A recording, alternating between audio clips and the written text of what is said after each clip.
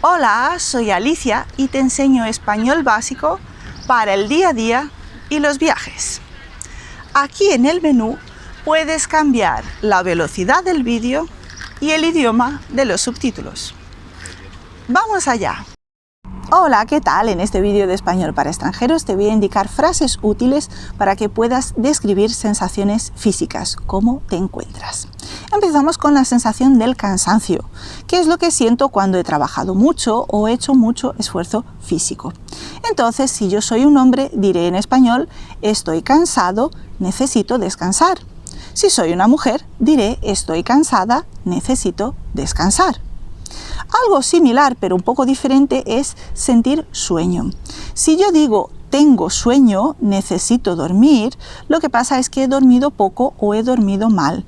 Es un tipo específico de cansancio por falta de sueño o falta de calidad de sueño, ¿vale?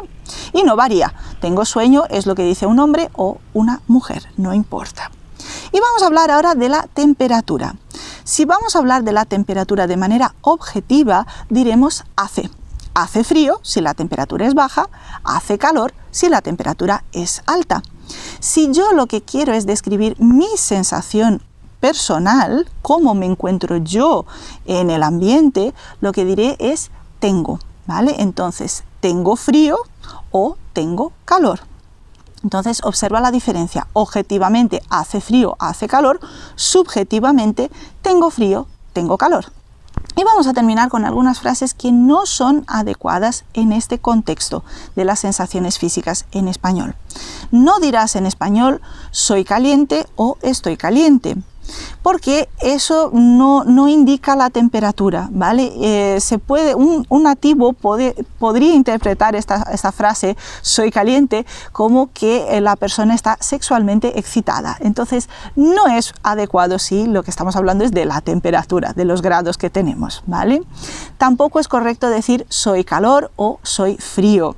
Si un hombre dice soy frío, lo que está diciendo es que es una persona sin sentimientos, ¿vale? Entonces siempre dirá tengo frío para indicar que tiene esa sensación térmica. Y estas son algunas frases útiles en español para hablar de las sensaciones físicas.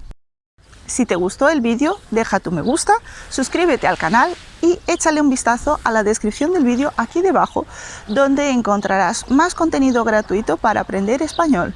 Y eso incluye un mini curso desde cero con certificado. Muchas gracias y espero que disfrutes mucho de aprender español.